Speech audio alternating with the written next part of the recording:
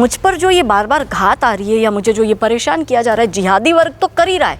उन्होंने तो फतवे गुजरात में निकाल दिए कि हम तुझे मार ही देंगे। कुछ लोग ऐसे कि जो डरा रहे हैं कि हम आपको ये काम करने नहीं देंगे, चुप होकर अपने घर बैठ जाओ, हिंदुत्व के लिए बोलना छोड़ दो। तो कभी कभी मुझे ऐसा लगता है कि क्या हम डेमोक्रेसी में हैं? कोई मंच पर खड़ा होकर सनातन धर्म के अंत की बात लिटरली कर रहा है तो वो कर रहा है, वो ठीक है, लेकिन हम जवाब नहीं दे सकते। हम पर इतनी पाबंदियां डाल दी जाती है, हम हमेशा कानून के दायरे में रह के बात करते हैं।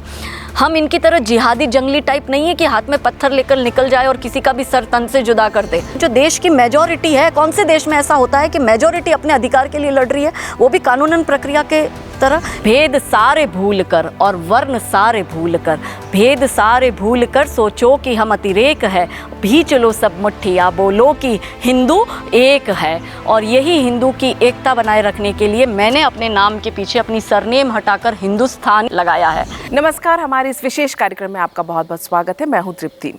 बात चाहे लव जिहाद की हो, धर्मांतरण की हो या फिर जिहादियों के अतिक्रमण की हो, पूरे देश में एक आवाज़ है जो सनातन की आवाज़ बनकर गूंज उठती है, जिसके खिलाफ FIR भी होती है, लेकिन तब भी वो आवाज़ दबती नहीं है, बल्कि और ज़्यादा मुखर और प्रखर होती हैं। हम बात कर रहे हैं काजल हिंदुस्तानी की, जो आज हमारे साथ यहाँ मौजूद है। काजल, आपका बहुत बहुत स्वागत है। जी धन्यवाद। काजल जी, लव जिहाद को लेकर आप जो मुहिम चला रही हैं पूरे देश भर में, वो सब देख रहे हैं, लेकिन पहला ऐसा केस है तारा सहदेव वाला मामला, जिसमें कि पहली बार निर्णय आया है लव जिहाद के मामले में, जिसमें आपकी भी भूमिका रही है। जब तक ये केस चला है आपने सपोर्ट किया है। इस केस को लेके, निर्णय को लेके आप क्या कहेंगे? जी, ये इसमें पूरी ये एक टीम वर्क है। बहुत लोगों ने बहुत मेहनत करी है। तारा का जो कहते हैं ना, उसका जो पूरा ये जर्नी रहा है 9 साल का, कि ये केस जब उन्होंने किया उससे पहले भी उसने जो जो सहन किया है, कि कैसे एक बच्ची जो कि भारत का गौरव है, एक गोल्ड, वो उस वक्त गोल्ड मेडल जीत चुकी थी, बहुत बड़ी शूटर है तारा, और उस बच्ची को कैसे लव जिहाद में फंसाया जाता है कि रकीबुल नाम का लड़का रंजित कोहली बन के तारा से मिलता है, फिर शादी का प्रस्ताव करता है, फिर उसका उनका जो पूरा परिवार है रकीबुल का, वो हिंदू बनकर तारा के परिवार से मिलता है रांची में, और शादी का प्रस्ताव रखते हैं और परिवार वाले भी हाँ कहते हैं। और जब तारा शादी कर कर ससुराल जाती है तब पता चलता है ये तो रंजित नहीं, ये तो रकीबुल है। और जैसे ही तारा ने विरोध करना शुरू किया होता है, उन्होंने दबाव बनाना शुरू कर दिया होता है इस्लाम स्वीकार करने का, और बहुत कष्ट सहने के बाद 1-1.5 महीना उसको मतलब कैप्चर करके रखा था, घर में नज़रबंद करके रखा था। वहाँ से वो बच्ची भागती है जान बचाकर और वो अपने परिवार में आती है और फिर केस होता है। लेकिन इस पूरे घटनाक्रम में सबसे शॉकिंग बात ये रही कि इसमें पॉलिटिकल लोगों का इन्वॉल्वमेंट था, इसमें जुडिशरी के लोगों का भी इन्वॉल्व था। तारा को जान से मार देने के लिए शूटर भेजे गए थे कि उसको, ताकि ये जो केस है वो ख़त्म हो जाए, क्योंकि सामने वाला पक्ष भी जो था वो, उसकी भी बहुत ज़्यादा जान पहचान थी। लेकिन ये बच्ची लड़ी और ये बच्ची ये केस जीती है कि भारत के इतिहास में पहली बार किसी कोर्ट की तरफ से ऐसा निर्णय लव जिहाद के मैटर में आया है कि रकीबुल जो कि रंजित बनकर मिला था, उसको आजीवन उम्र कैद की सज़ा मिली, उसकी माता कौसर रानी को 10 वर्ष की सज़ा मिली, और इसमें जो हाईकोर्ट का बंदा, रांची हाईकोर्ट का जो रजिस्ट्रार था, मुश्ताक अहमद उसका नाम है, वो भी इन्वॉल्व था, उसको 15 वर्ष की सज़ा हुई। तो जो लोग ये कहते हैं कि लव जिहाद तो प्रोपोगेंडा है, लव जिहाद कुछ भी नहीं है, ये तो हिंदुओं का एक षड्यंत्र है, ये तो प्यार के दुश्मन है, और ऐसे करके ये सारे आरोप जो लगाते हैं, उनके मुंह पर बहुत बड़ा तमाचा जो है CBI कोर्ट ने मारा है। इस पूरे केस में CBI का बहुत बड़ा रोल रहा। यदि CBI नहीं होती तो थोड़ा सा मुश्किल होता है, क्योंकि जो जाँच जिस तरह से CBI ने करी और जो तथ्य CBI ने रखे और फिर जो ये निर्णय आया, वो अपने आप में इतिहास में एक बहुत बड़ा निर्णय है। और हमने वो संघर्ष देखा है कि वो बच्ची कुछ महीने गुजरात में रही, छुपी, कुछ महीने वो राजस्थान में छुपी, कुछ महीने उसको दिल्ली में, अलग अलग जगह उसको रखा गया, जब तक ये मतलब जब तक कि उसको पूरी सुरक्षा नहीं मिली तब तक। तो सोचो कि अगर एक शूटर के साथ ये हो रहा है जो कि गोल्ड मेडलिस्ट है, तो एक आम बच्ची के साथ क्या नहीं होता होगा, आप वो सोचिए। और इसमें सामाजिक संगठन, धार्मिक संगठन और हिंदू संगठन का बहुत बड़ा सहयोग रहा कि नहीं तो तारा के लिए भी ये केस लड़ना और जीतना तो दूर की बात, वो बच्ची को अपनी जान बचाना बड़ा मुश्किल हो गया था। जान बचाने की आपने बात की, तो जान के दुश्मन तो आपके भी बहुत बढ़ गए। आपके खिलाफ एफआईआर हुई, 4 एफआईआर दर्ज हैं। ये भी कहा गया कि आपकी जान को ख़तरा है कहीं पे भी आने जाने में। आखिर ये ख़तरा मोल लेकर ये कौन सी अलग जगह निकली है काजल हिंदुस्तानी? ये जो आपने सवाल किया है, ये सेम सवाल मेरे मायके वाले भी करते हैं, क्योंकि बेटियों से अटैचमेंट होता है। वो कहते हैं कि तू क्या कर लेगी, ये झंडा लेके क्यों चली है, अच्छा लगता है ये जेल में रहना, इतनी एफआईआर, इतना प्रेशर। देखिए, सबसे बड़ी समस्या हमारी ये है कि हम हमेशा जब हारे हैं तो हम अपनों से हारे हैं। कि यदि महाराणा प्रताप से दगा किया तो वो मानसिंह ने किया, छत्रपति संभाजी महाराज से दगा किया तो वो गनौजी शिर्के ने किया, पृथ्वीराज चौहान से दगा किया तो वो जयचंद ने किया। उसी तरह से मुझे इन जिहादियों का डर नहीं है। मुझ पर जो ये बार बार घात आ रही है या मुझे जो ये परेशान किया जा रहा है, जिहादी वर्ग तो कर ही रहा है। उन्होंने तो फतवे गुजरात में निकाल दिए कि हम तुझे मार ही देंगे, कि मैं हर जगह एक्स आर्मी मैन जो गन गार्ड रहते हैं वो मेरे साथ रहते हैं। मगर कुछ ऐसे दुष्ट जयचंद, मानसिंह, गनौजी सिरके टाइप के भी लोग हैं कि जो नहीं चाहते कि हिंदुत्व की कोई आवाज़ उठे, जो नहीं चाहते कि लव जिहाद का जो इनका एजेंडा चल रहा है, उस एजेंडे में जो हम बीच में आ रहे हैं, हम बेटियों को बचा रहे हैं, तो वो नहीं चाहते कि इन सब विषयों पर कोई मुखर आवाज़ उठे। और क्योंकि आप जानते हैं कि मैं युवा बच्चियों को प्रभावित करती हूँ, और युवा बच्चियों को भी जब हम ये बात कहते हैं, क्योंकि हमारी धर्म सभाएँ बहुत होती है, मैं बहुत कॉलेजेस में जाती हूँ, मैं भारत के विभिन्न कॉलेजों में गई हूँ और मैंने बच्चियों को लव जिहाद के विषय में जागरूक किया है। तो ये जो एक गैंग है, जो हमारी अपनी घर के भेदी जिसको कहते हैं, वो गैंग है कि जो ऐसे लोगों के साथ मिलकर हम जैसे लोगों के खिलाफ षड्यंत्र रचते हैं, हम पर केस करवाते हैं, मल्टीपल एफआईआर्स कराते हैं, हमें जेल में डाल दिया जाता है, हमें हर तरह से प्रेशर दिया जाता है कि हम दशों दिशा से घिरे हुए हैं। कि कभी कभी मैं बैठ के घर में सोचती हूँ कि कितनों से लड़े, आखिर जिहादियों से लड़ाई चालू है, जयचंदों से चालू है, फिर कुछ अलग अलग सरकारी विभाग के लोग हैं, कुछ लोग ऐसे कि जो डरा रहे हैं कि हम आपको ये काम करने नहीं देंगे, चुप होकर अपने घर बैठ जाओ, हिंदुत्व के लिए बोलना छोड़ दो, आपने ये क्यों लिखा, आपने ये क्यों बोला, आपने पब्लिक प्लेटफॉर्म पर क्यों कहा। तो कभी कभी मुझे ऐसा लगता है कि क्या हम डेमोक्रेसी में हैं? यदि अभिव्यक्ति की आज़ादी है तो वो तो सबकी है। कोई मंच पर खड़ा होकर सनातन धर्म के अंत की बात लिटरली कर रहा है और उसको जब हम जवाब दे रहे हैं तो वो कर रहा है, वो ठीक है, लेकिन हम जवाब नहीं दे सकते। हम पर इतनी पाबंदियां डाल दी जाती है कि हमें ये फील होता है कि उनके लिए डेमोक्रेसी है तो क्या हमारे लिए नहीं है, उनका फ्रीडम ऑफ एक्सप्रेशन है तो क्या हमारा नहीं है। और वो बोल रहे वो फ्रीडम ऑफ स्पीच और हम उसको एक्शन के रिएक्शन में जवाब दे रहे हैं, तो वो हेट स्पीच कैसे बन जाता है। और हमें पता है कि हमने कभी भी वो लाइन क्रॉस नहीं करी है, हम हमेशा कानून के दायरे में रह के बात करते हैं। हम इनकी तरह जिहादी जंगली टाइप नहीं है कि हाथ में पत्थर लेकर निकल जाए और किसी का भी सर तन से जुदा कर दे। हम तथ्यों पर बात करते, फिर भी यदि हमें रोका जा रहा है तो इसका मतलब ये है कि हमारा प्रभाव समाज में पड़ रहा है, समाज में बदलाव आ रहा है। भारत की बेटियां अब तैयार है ऐसे महिषासुर असुरों का, लव जिहादी भेड़ियों का नाश करने के लिए। और इसके लिए यदि इन्हें मुझे जेल में डालना है तो डाल दे, इन्हें एफआईआर करनी है तो कर दे, इन्हें मुझे मारना है तो मार दे। मगर अब इस लेवल पर, इस जगह पर पहुंचने के बाद अगर ये सोचता है कि हम स्टेप बैक करेंगे और हम गिव अप कर देंगे तो वो तो संभव है ही नहीं। आप स्टेप बैक की बात कर रहे हैं। अभी जो इजराइल में हुआ है, हमास ने जो हमला किया है, वहाँ पे जो बच्चों के साथ हो रहा है, महिलाओं के साथ हो रहा है, करने वाले यही जिहादी लोग हैं। उनके फेवर में जो आप कह रहे हैं ना घर का भेदी, उस तरह के लोग, लिबरल जो हैं, कम्युनिस्ट जो हैं, भारतीय लोग, वो लोग आके उनके समर्थन में खड़े हो जाते हैं। क्या आपको नहीं लगता कि जब भारत के अंदर इस तरह के लोग हैं तो जो इजराइल जिनसे डायरेक्ट कोई लेना देना नहीं है, उनके लिए जब यहाँ पे इतना समर्थन जुट गया तो वो हिंदू जो यहाँ रह रहे हैं, क्या आपको लगता है कि उनके लिए खतरे की घंटी है ये इतने दोगले लोग हैं कि ये जो लोग अभी इनको समर्थन में उतरे हैं, मैं इनको चांडाल चौगड़ी बोलती हूँ। क्या है ये चांडाल चौगड़ी, कौन कौन है ये लोग? तो बॉलीवुड, कम्युनिस्ट, लेफ्ट मीडिया और ये जो इंडी अलायंस वाला जो विपक्ष है, वो ये चांडाल चौगड़ी है। ये अपने कन्वीनियंट के हिसाब से बात करते हैं। जब हम अयोध्या राम मंदिर के निर्माण की बात करते हैं तब ये लोग क्या कहते हैं कि आपको बाबरी ढांचा तोड़ना नहीं चाहिए था, आपको इसके लिए आंदोलन नहीं, हमें सबके मज़हब का, सबकी धार्मिक भावनाओं का ध्यान रखना चाहिए, वो हमारे पर अतिक्रमण कर कर बैठे हैं। उनके अवैध अतिक्रमण पर हम अपने ही देश में, जो देश की मेजॉरिटी है, कौन से देश में ऐसा होता है कि मेजॉरिटी अपने अधिकार के लिए लड़ रही है, वो भी कानूनन प्रक्रिया के तरह? क्या किसी में हिम्मत है कि सऊदी में जाकर उनका कोई बड़ा मस्जिद है वो तोड़कर वहाँ पर कोई मंदिर बना दो और वहाँ की जो मेजॉरिटी है वो चलाएगी? क्या? नहीं चलाएगी। ये ऐसे दोगले हैं कि आज जब फ़िलिस्तीन के लिए ये लोग खड़े होते हैं उसके पक्ष में, तो ये लोग क्या कहते हैं कि इजराइल ने कब्ज़ा किया तो फ़िलिस्तीन अपने लिए लड़ रहा है। तो यदि मैं इनके लॉजिक को मानती हूँ तो फिर हमारे काशी, मथुरा और अयोध्या देने में आपको इतना पेट में क्यों दर्द हो रहा है? ये तो हमारा था ना, अवैध कब्ज़ा किया ना, और मुग़ल तो इस देश के थे भी नहीं, वो तो इस्लामिक आक्रमणकारी थे। इस देश में इस तरह से गढ़ा गया है नैरेटिव कि मुग़ल ने आक्रमण किया है, जबकि आक्रमण मुसलमानों ने किया था।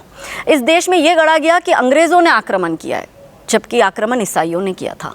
और मुसलमानों और ईसाइयों ने इस देश में स्थापना करी। हम इतने सहिष्णु कि हमने उनको भी आने दिया, हमने उनको बनाने दिए गिरजाघर, हमने उनको बनाने दिया मस्जिदें, हमने इनफैक्ट उन्होंने हमारे मंदिर तोड़ कर हमारी मूर्तियों को लिटरली वहाँ पर अपने जो बीबी का मकबरा है उसकी सीढ़ियों पर इन लोगों ने गाड़ कर हमारी मूर्तियाँ डाली। इस तरह से हमारी भावनाओं को कुचला है। वहाँ पर जमा मस्जिद की सीढ़ी पर मथुरा की भगवान की मूर्तियाँ गाड़ी हुई है और रोज़ उस सीढ़ियों पर पैर दे देकर जाते हैं। ये ज्ञानवापी में ये हमारे शिवलिंग को फवारा बोल रहे और वहाँ हाथ पैर धो रहे और इन्हें पता है कि वो शिवलिंग था, फिर भी इन्होंने जानबूझ के ऐसा किया। यदि इस विषय को हम बोल रहे हैं तो वो करने वाला फिर भी शांति दूत है और हम उसको बता रहे हैं तो हम लोग हेटमॉन्गरिंग हो गए, हेटमॉन्गर कर रहे हैं, हम लोग तो नफरत फैला रहे हैं। कौन से देश में ऐसा होता है कि वहाँ की मेजॉरिटी अपने ही अधिकार के लिए लड़ रही है बेचारी, उसको धमकियाँ भी दी जा रही है, वो कानून प्रक्रिया से जीत भी रहा है। तो मौलाना साजिद जैसे लोग ये भी कहते हैं, एक तरफ ये संविधान की बात करेंगे ये दोगले लोग, और एक तरफ अभी ये भी कहते हैं, मौलाना साजिद कोई आम मौलाना नहीं है, वो ऑल इंडिया मौलाना एसोसिएशन का प्रेसिडेंट है। वो कहता है कि तुम आज बना दो राम मंदिर, हम 50-100 वर्ष बाद जब हमारे लोग आएंगे, हमारी सत्ता होगी, हमारा जनसंख्या बढ़ेगी, तब हम इसी राम मंदिर को तोड़कर इस पर फिर से हम अपनी मस्जिद बनाएंगे। तो एक तरफ ये संविधान को मानकर उसी संविधान के तर्ज पर जब सुप्रीम कोर्ट ये ऑर्डर देती है हिंदुओं के फेवर में, तब आपका संविधान कहाँ चला जाता है? ऐसे आप कानून की बात करेंगे, आप ये बात करेंगे वो बात, और जब वो हम लोग यूनिफॉर्म सिविल कोड की बात करते हैं तो आपको शरिया से चलना है। तो यदि शरिया से चलना है तो फिर जो कांड करते हो उसकी सज़ा भी शरिया के हिसाब से लो। कन्वीनियंटली सज़ा आपको आईपीसी के हिसाब से लेनी है, मगर चलाना आपको मुस्लिम पर्सनल लॉ बढ़ है, आपको ट्रिपल तलाक चलाना है, आपको 4 बीवी 40 बच्चे वाला कॉन्सेप्ट चलाना है, आपको हलाला भी करना है, आपको मुतानिका भी करना है, आपको माइनॉरिटी के राइट्स भी चाहिए। कौन से देश में 20% माइनॉरिटी के राइट्स होते हैं, जबकि यूनाइटेड नेशन ये कहता है कि 5% से नीचे वाले लोगों को माइनॉरिटी में रखो।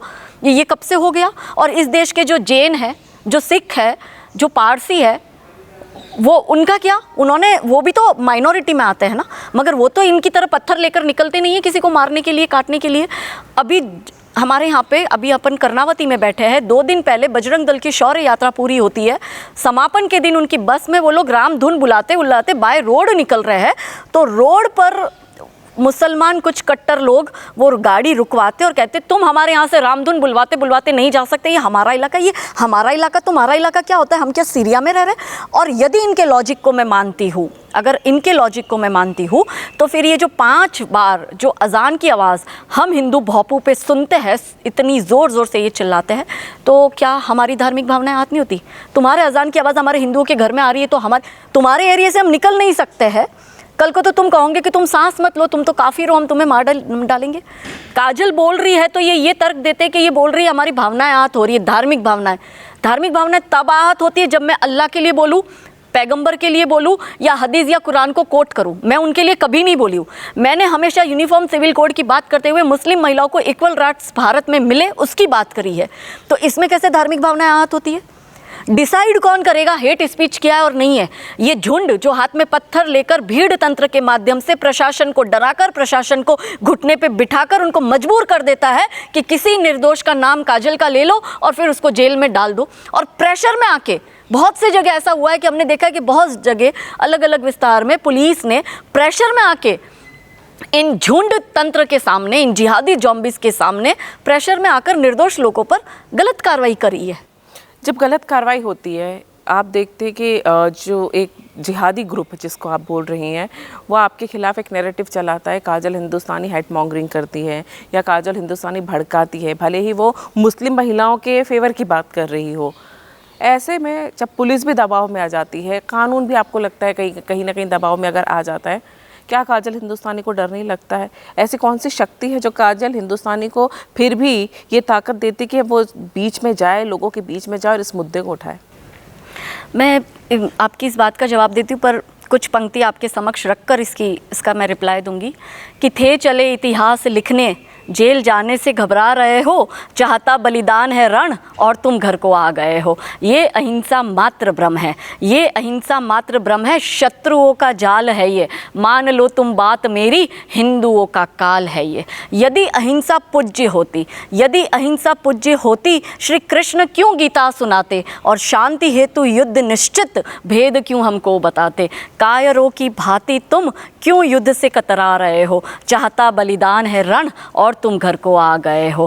भेद सारे भूल कर और वर्ण सारे भूल कर, भेद सारे भूल कर सोचो कि हम अतिरेक है, भी चलो सब मुट्ठिया बोलो कि हिंदू एक है। और यही हिंदू की एकता बनाए रखने के लिए मैंने अपने नाम के पीछे अपनी सरनेम हटाकर हिंदुस्तानी लगाया है, क्योंकि ये आपको ब्राह्मण क्षत्रिय वैश्य शूद्र में बांटेंगे।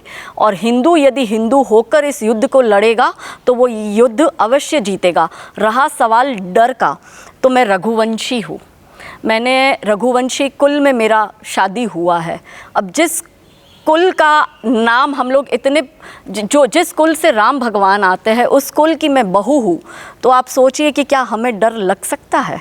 नहीं लग सकता। और इस देश में जब जब अधर्म बढ़ा है तब धर्म की निमित्त सदैव नारी शक्ति रही है।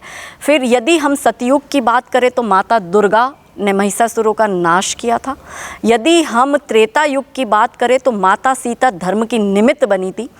और यदि हम द्वापर युग की बात करते हैं तो माता द्रौपदी धर्म की स्थापना की निमित्त बनी थी। और इस कलयुग में भी इस देश की महिला शक्ति ही इन असुरों का नाश करेगी और पुनः धर्म की स्थापना करेगी। बात आपने बहुत अच्छी बोली है। और आपने बताया काजल हिंदुस्तानी बनी, काजल हिंदुस्तानी बनने से पहले वाली काजल और काजल हिंदुस्तानी, इन दोनों में क्या अंतर है? और जो काजल हिंदुस्तानी है उसका लक्ष्य, अंतिम लक्ष्य क्या है? देखिए, काजल नेचर व्यक्ति का कभी बदल नहीं सकता। यदि कोई व्यक्ति नेचर अपना बदलने का दिखावा कर रहा है तो वो शायद कुछ समय का होता है, महीना, 2 महीना, 5 महीना, 10 महीना। मुझे ये संघर्ष करते करते 8 साल हो गए हैं। हिम्मत हम में बचपन से थी। जब बचपन से हिम्मत होती है तो ही कोई व्यक्ति ये काम कर सकता है। क्योंकि आप ये जानती है कि मेरा कोई पॉलिटिकल बैकग्राउंड नहीं है, मैं कोई रसूखदार के परिवार की नहीं हूँ। मैं एक बहुत सिंपल पंडित फैमिली से बिलोंग करती हूँ। और जहाँ मेरी शादी हुई तो मेरे ससुराल में भी सब बहुत ही सिंपल लोग हैं, डॉक्टर लोग हैं कि जिनका जीवन ही पेशेंट में गुजरा है, जो कभी सरपंच की सीढ़ी नहीं चढ़ा है, जिन्होंने ये सब देखा नहीं है। तो मेरा मायका पक्ष और मेरा ससुराल पक्ष, ये दोनों पक्ष इतने सरल और शांत स्वभाव के हैं कि उन्होंने बाहर की ऐसी दुनिया नहीं देखी है। कि मैं ख़ानदान की एकमात्र ऐसी व्यक्ति हूँ कि जिस पर FIR भी हुई है, जिसको जेल भी जाना पड़ा है। तो यदि हम इस संघर्ष की बात करते हैं तो डेफिनेटली मुसीबतें तो आती ही है, संघर्ष होता ही है। लेकिन मेरा अंतिम लक्ष्य ये है कि ये लोग बोलते हैं ना कि 2047 से पहले ये इस्लामिक देश भारत को बनाएंगे, जो PFI का घोषणा पत्र है, जिसको भारत सरकार ने PFI को बैन किया है। और ये लोग जो ये कहते हैं ना कि लड़के लिया पाकिस्तान, हंस के लेंगे हिंदुस्तान और गजवाए हिंद के ये सपने देख रहे हैं। और इसके लिए ये लोग 3 स्तर पर काम कर रहे हैं, लव जिहाद, भूमि अतिक्रमण और धर्मांतरण। तो मैं इनसे ये तो आज ही गारंटी के साथ बोलती हूँ कि जो 9 वर्ष का संघर्ष है मेरा, और 2030 आने से पहले पहले मैं भारत को लव जिहाद मुक्त करके दिखाऊंगी। और मैं अकेली नहीं, मेरे जैसे लाखों लोग कार्य कर रहे हैं। मेरा तो शायद योगदान ही गिलहरी जितना है।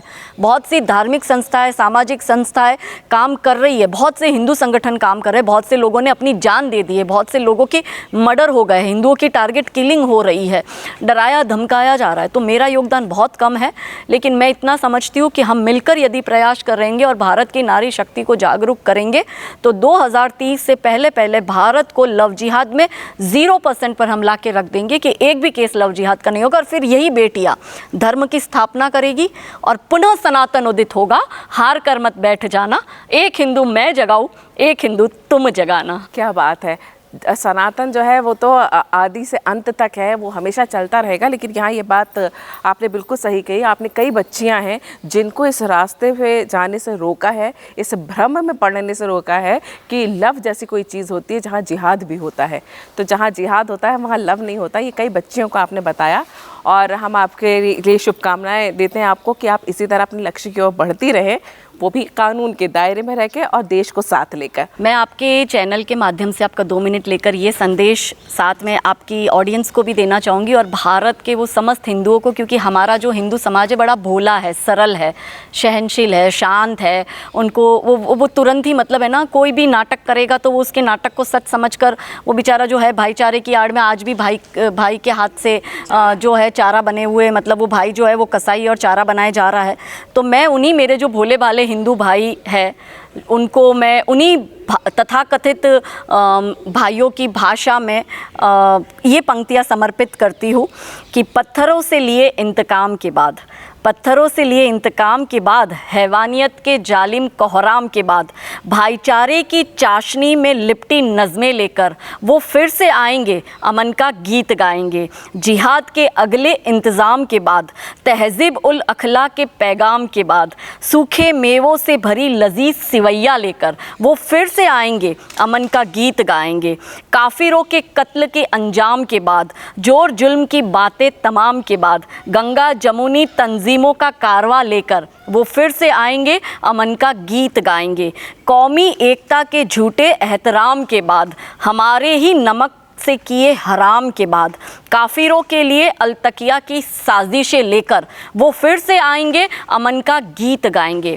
आप हिंदू मुस्लिम भाई भाई करिए, मगर पहले हिंदू हिंदू भाई भाई हो जाइए। याद रखिए कि यदि आप ब्राह्मण हैं तो भी आप मुट्ठी भर है, आप क्षत्रिय है तो भी आप मुट्ठी भर है, आप वैश्य और शूद्र है तो भी आप मुट्ठी भर है, पर यदि आप हिंदू है तो ही आप 100 करोड़ है। और मैं श्री भगवान कृष्ण जी की गीता की इन 2 लाइन से अपनी बात को समाप्त करूंगी, जो गीता जी के 4थे अध्याय के 13वें श्लोक में श्री कृष्ण भगवान खुद कहते हैं कि चातुर्वर्ण्यम मया सृष्टम गुण कर्म विभागशा तस्य कर्ता रमपि माम विद्व्यम कर्ता रमवयम, कि चारों वर्ण उन्होंने बनाए गुण कर्म विभागशा, गुण और कर्म के विभाग से। ये इन दुष्टों की चाल है, इन मुगलों की, इन अंग्रेज़ों की, इन कम्युनिस्ट की, इन लेफ्टिस्ट की, ये पूरी लॉबी की, ये टुकड़े टुकड़े गैंग की, कि ये आपको जातिवाद, भाषावाद, क्षेत्रवाद में बांट रहे हैं। आप हिंदू बन के रहिएगा, तभी आप इस भारत को, अखंड भारत, सुरक्षित भारत और आने वाली जनरेशन को एक देश अपना देकर जाएंगे। अन्यथा आपका भी पतन निश्चित होगा, जैसा कि इन्होंने Iran, Iraq, Mesopotamia, Lebanon, Egypt की हालत करी, वही हालत हमारी यदि आप चाहते हैं ना हो तो एकत्रित और संगठित रहकर इन राक्षसी ताकतों का सामना कीजिएगा। जय जय श्री राम। बहुत बहुत धन्यवाद काजल जी, आप हमारे साथ जुड़ी और हमसे ये पूरी बातचीत की। आपको बहुत बहुत शुभकामनाएं।